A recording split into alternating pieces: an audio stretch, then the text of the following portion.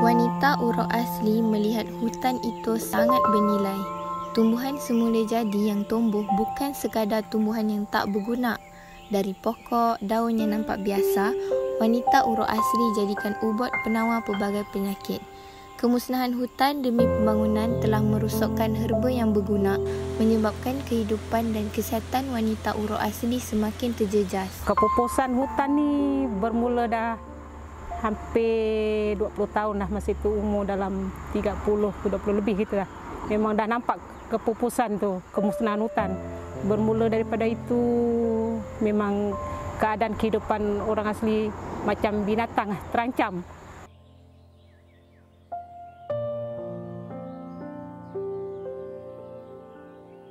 Wanita orang asli ni bergantung pada herba-herba lah. Ya, herbal, lepas tu macam untuk kerap tangan, sebab wanita orang asli minat kerja seni dia pada kerap tangan.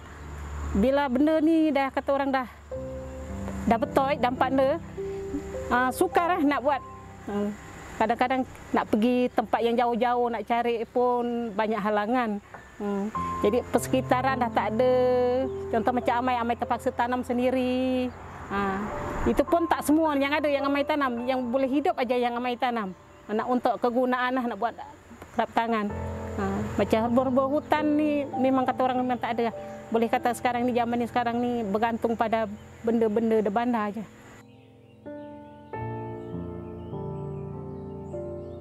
Pengalaman kami ya, sebab betul kami ini duduk tempat rendah. Jadi banjir tu sepanjang hayat Amai umur 53, Amai mengalami 4 kali banjir besar. 4 kali kira yang paling besar 1970 dengan 71. Yang ketiga dah 2006, lepas tu keempat 2007. Yang ni semalam tak, memang amat mencabar. Kita rasa sedih, kata orang nengok hujan tak terlalu banyak pun dah banjir. Puncanya kita sudah kata orang tempat tadahan air itu dah betul, air itu kata orang menderas keluar ke sungai. Kalau dulu kita ada tempat tadahan air, contoh dalam payak, sekarang ni payak dah kering tak baik. Dia buat parit terus ke sungai, air terus lajak ke sungai. Jadi penempatan penduduk itu habis. Jadi kata orang penduduk yang duduk kawasan rendah ni terkesan. Hasil tanaman pun habis, ternakan pun musnah, harta benda pun musnah. Memang kata orang berat mata mandang berat lagi bau memekul. Kawan tengok tu benda tu macam enteng, senang, tapi hakikat yang mengalami itu berapa terseksanya. Nak pulih balik lepas banjir itu pun makan masa. Bukan sebulan dua, kadang-kadang sampai setahun 2 tahun. Tiap tahun, ketika air sungai bertukar jernih kehijauan mengikut kitarannya adalah detik bahagia bagi uruk asli.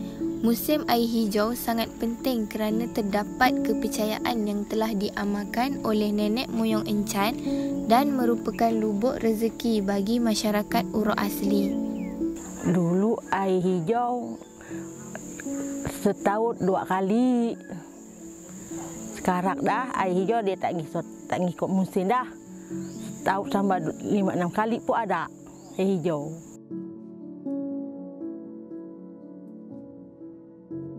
Urut dulu percaya loh kononnya dulu air hijau tu air puteri mani. Encak ngaduh puteri apa? Puteri gunung belesuk, turuk mani. Dekat sekit, puteri dengan sekit, ngaduh turuk mani. Air kalau air betul-betul puteri mani ada kebaikannya ngaduhnya. Boleh buat ubat, ngaduh airnya itu boleh diciduk, disimpan dalam botol. Macam ubat lah, macam ubat demam ke, ubat apa, kau ngaduhnya boleh menyembuhnya. Namun, kemunculan air hijau sudah tidak mengikut kitaran yang normal lagi. Kemunculan air hijau yang dulu mampu bertahan lama sehingga 2 ke 3 bulan semusim, kini hanya mampu bertahan 2 ke 3 hari saja. Airnya juga tidak sejernih dulu dan telah tercemar, dan ianya kini mendatangkan bahaya kepada uruk asli. Hai, nama saya Diana. Saya merupakan director untuk sepanjang pembikinan video-video di dalam storytelling bagi Weaving Hope for the Future. Hai, saya Eliana dan saya merupakan editor untuk video pada kali ini. Hai, saya Norifa sebagai writer dan juga seorang lagi sahabat kami iaitu Analisa sebagai director of photography. Jadi pengalaman yang kami dapat tu memang sangat hebat, sangat gembira sebab kami belia orang asli, belajar sendiri macam mana nak pegang kamera, nak dapatkan rakaman yang bagus, nak buat skrip. Jadi benda-benda itu semua kami belajar, kemudian kami nak sampaikan di dalam video yang kami buat ni supaya mesej yang kami nak tu dapat dibawakan dengan baiklah. Jadi seronok kita apabila kita belajar benda-benda yang baru macam ni, dan saya rasa sangat banggalah, dan juga ahli kumpulan yang lain juga merasakan benda yang sama sebab kami berjaya membuat video yang mewakili cerita-cerita orang asli. Sepanjang perjalanan kami untuk menghasilkan dokumentasi ini, ada beberapa perkara yang agak mencabar bagi kami, iaitu pergerakan kami sangat terbatas pada ketika itu dan sukar untuk berjumpa antara satu sama lain.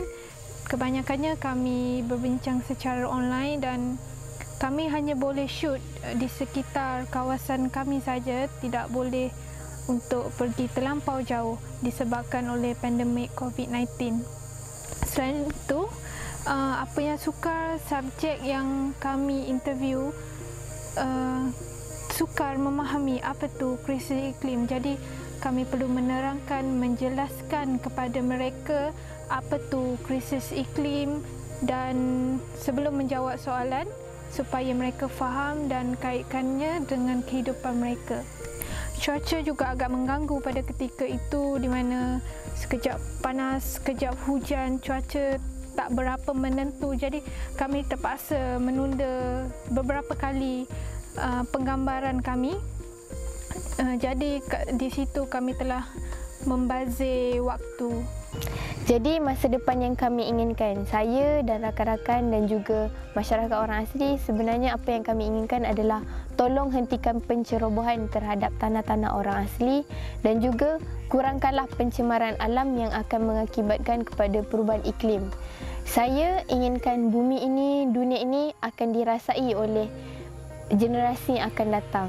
Jadi bila dipersoalkan berkenaan dengan pencerobohan tanah atas dasar untuk pembangunan dan ekonomi orang asli, sebenarnya kami masyarakat orang asli sangat-sangat tidak menolak pembangunan, tapi pembangunan yang kami inginkan adalah pembangunan yang secara mampan dan lestari, di mana pembangunan ini diwujud tanpa memusnahkan alam semula jadi dan hanya mengakibatkan kerosakan hanya pada tahap minima terhadap alam semula jadi.